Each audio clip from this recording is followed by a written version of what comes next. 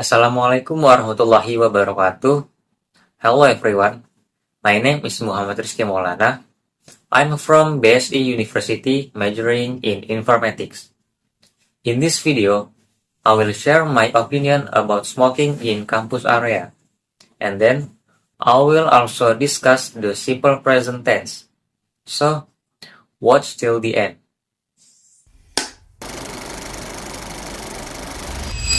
Hello everyone.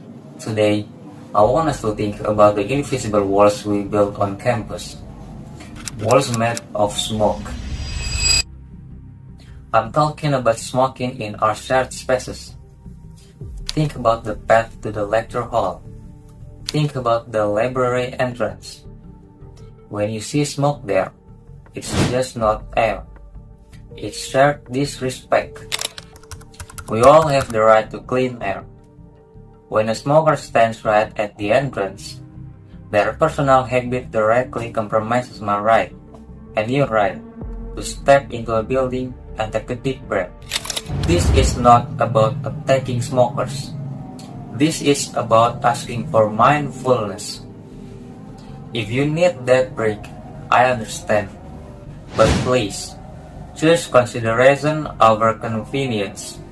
Step off campus, find a remote corner, or use the designated area only.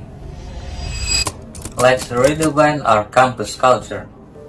Let's make it a campus of consideration where we prioritize our collective health. It's a small change, but it makes a huge difference. Thank you. Assalamualaikum warahmatullahi wabarakatuh.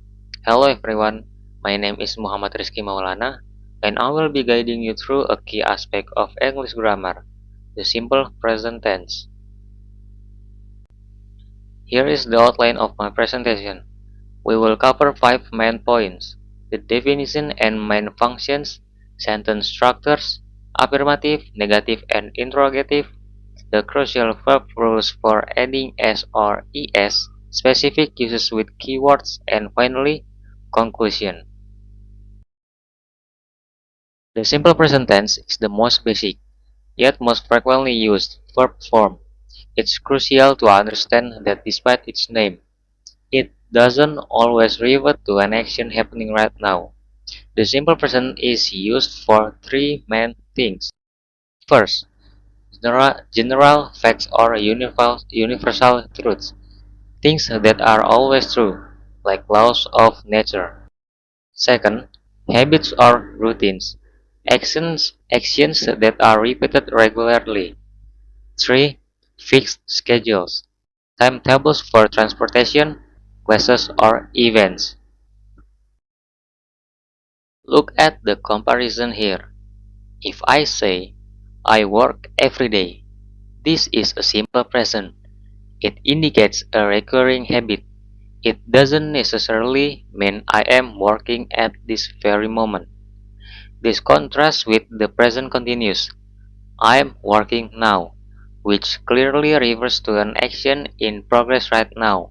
So, remember, simple present equals routine or always true.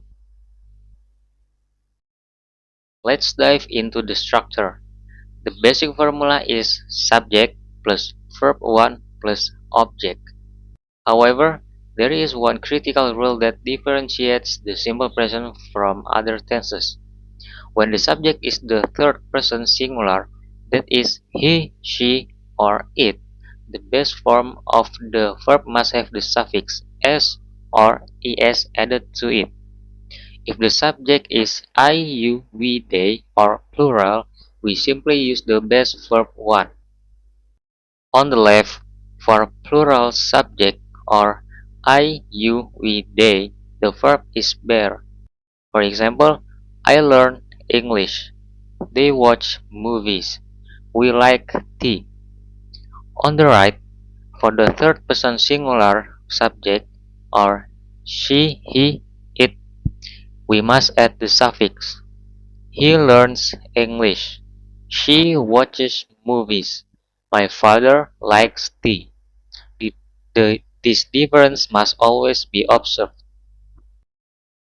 Now, let's focus on how to correctly add this s or es. Remember, these rules only apply to affirmative sentences with he, she, or it as the subject. Rule 1. General rule. Most verbs follow the general rule. Simply add s. For examples, work becomes works, read becomes reads, and like becomes likes. There are 6 specific endings that require us to add es instead of just s. These endings are o, ch, sh, ss, x, and z. Verbs like go becomes goes, watch becomes watches, miss becomes misses, fix becomes fixes. This rule is mainly for pronunciation, making the word sound smoother when singular. Rule 3. The why rule. The why rule is slightly tricky, so let's look at the two cases. Case 1. Vowel plus y. We just add s. Example, play becomes plays, or buy becomes buys. In case 2, consonant plus y, we must change the y to an I, and then add es. For examples, study becomes studies, cry becomes cries. This is a common point of error, so pay close attention. Important exception. One exception that must be memorized is the verb have. For the subjects he, she, or it, this verb completely changed to has, not haves. For example, she has a new car. Negative sentence structure. Moving on to negative sentences, we no longer use the s or es suffix on the main verb. Instead, we use the auxiliary verbs do or does. The formula is subject plus do or does plus not plus verb 1 or plus subject. Crucially, the main verb must refer to its base form, verb 1, because do or does already carry the tense and the third person rule. Negative. Using do and does. Just like the s or es rule, do and does are divided by the subject. Don't for I, you, we, they, and plural subjects.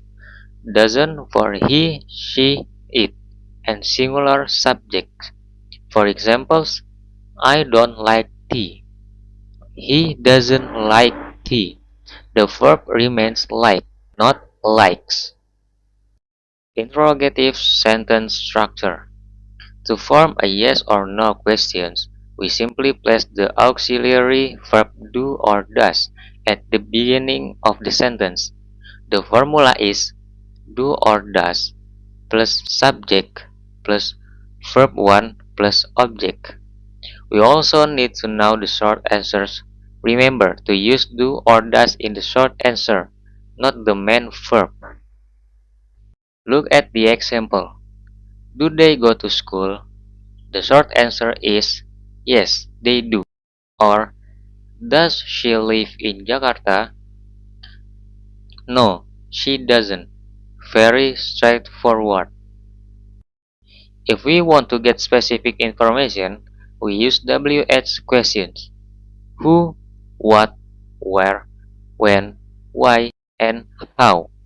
The formula is WH word plus do or does plus subject plus verb 1.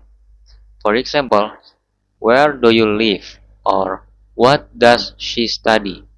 The structure remains consistent. Let's review the functions. The first function is facts and general truths. These are statements that are universally accepted or unchanging, like scientific facts. For examples, the sun rises in the east, or a cat has 4 legs. The second function is habits or routines. activities that we perform repeatedly. For example, my mother always drinks coffee in the morning. The word always is clear signal that this is a routine. Although this is the simple present, it can revert to the future when discussing fixed schedules, like public transport or events. For example, the train leaves at 7 p.m. tonight. Even though it's tonight, because it's a fixed schedule, we use the simple present. The simple present is also often used for giving instruction or narrating step-by-step procedures, such as in a recipe or giving direction. For examples, you mix the butter and sugar, or you go straight and then you turn left at the corner. What if the sentence doesn't have an action verb? We use the simple present form of to be, which are am, is, and are. Am is only for the subject I, is for he, she, it, or singular subjects. Are is for you, we, they, or plural subject. We use this form to set identity. I'm a student, or description. She is beautiful, or condition. They are hungry. To help identify these tense, look for these time signals and adverbs of frequency. Every day, once a week, on Sundays, always, usually, often, etc. Remember, the position of the adverb of frequency, they are usually placed before the main verb or after the to be verb. To summarize, the simple present is used for facts and routine. Always remember the S or ES rule for he, she, it, and use do or does for negatives and questions. That concludes my presentation. Thank you.